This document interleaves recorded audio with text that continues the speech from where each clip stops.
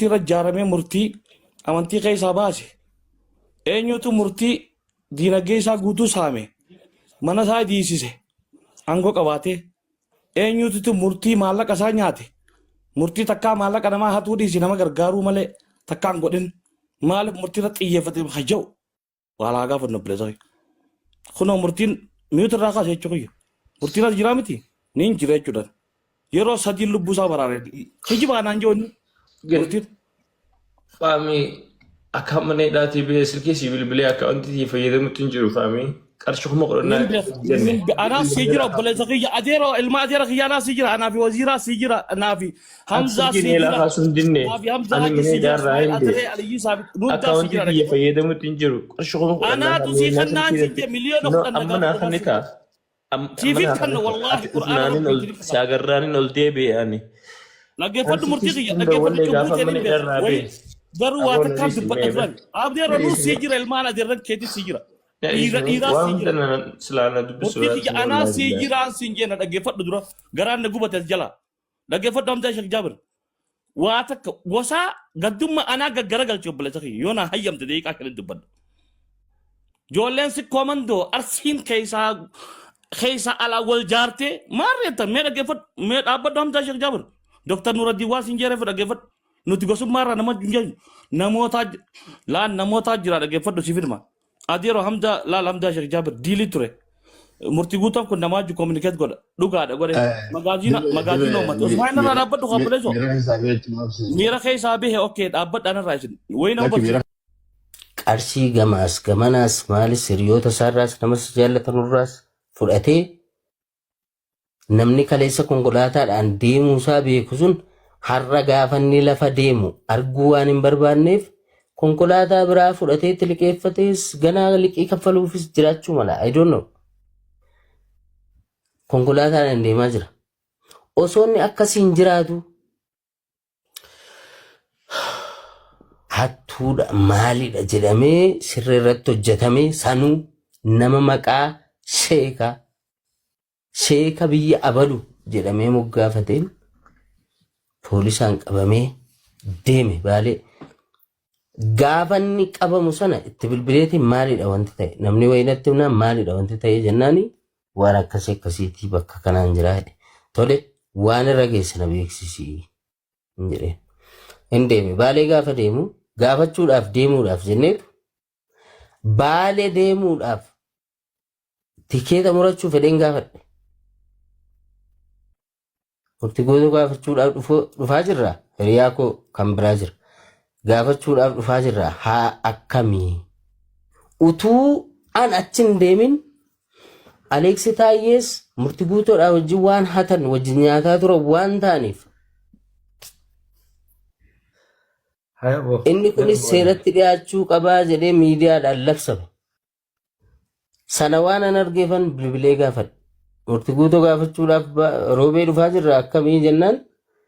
hin dhufinatis qoratamaa taanaan jedhan akkasii okay hiriyaa kootiin deemiitii waan jiru adda baasinaa bilbilii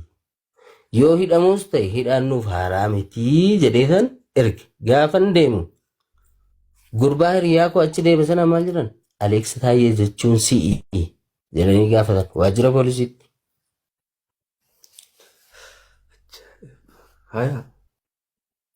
Sana booda erga akkas ta'e at least an ala taa'ee namni kun nama hin qabu nama isatti duulu malee nama isaaf sagalee taa'aa jiru hin jiru at least ala taa'ee dhugaasaa dubbachuun qabaa jedheetan isa bira dhaquu dhiise. Isa bira dhaquu dhiisnaan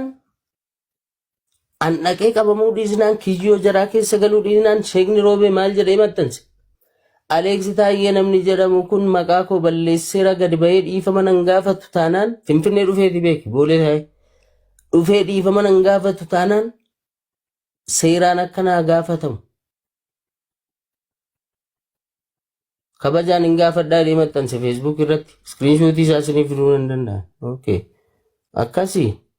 erga akkas ta'e murtii guutuu kan qabee jiru seera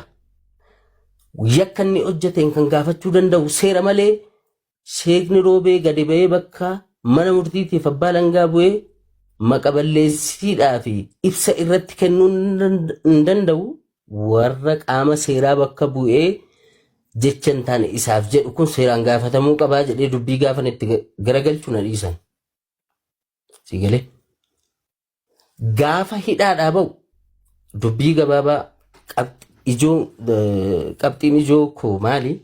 Dubbii gabaabaa murtiin akka fedhetti isaa ba'u.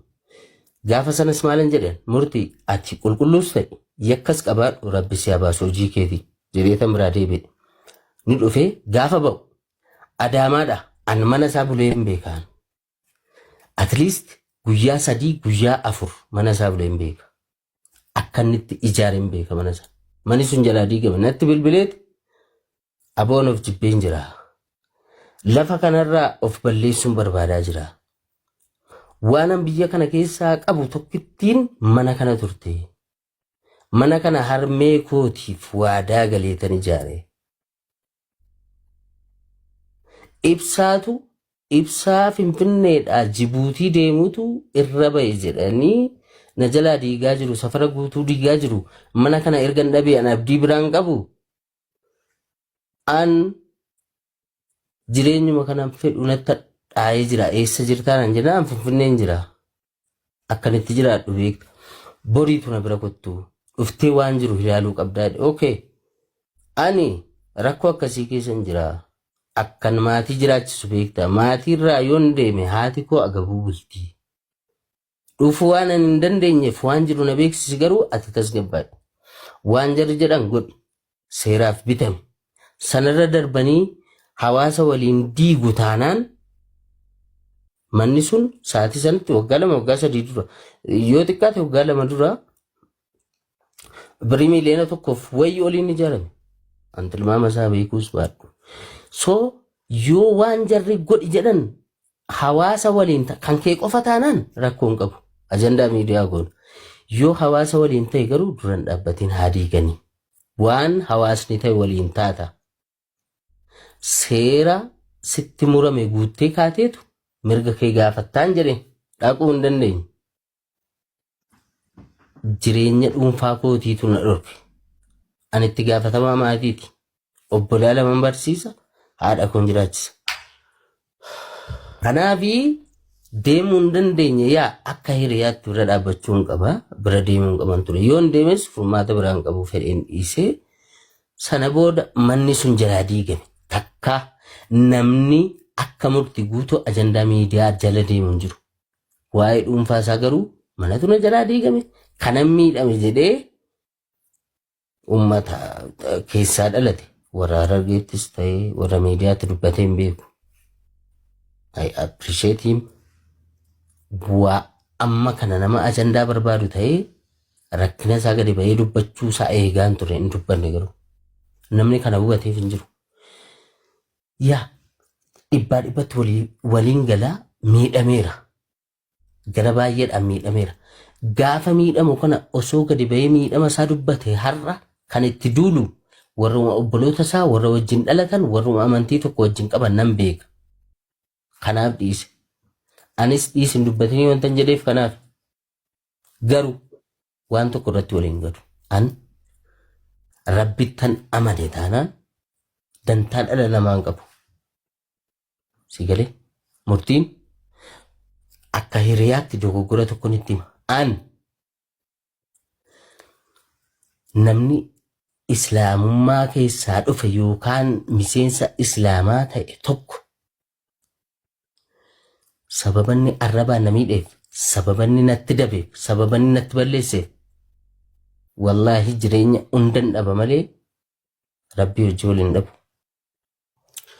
Dogoggorri isaa inni guddaan isa kana.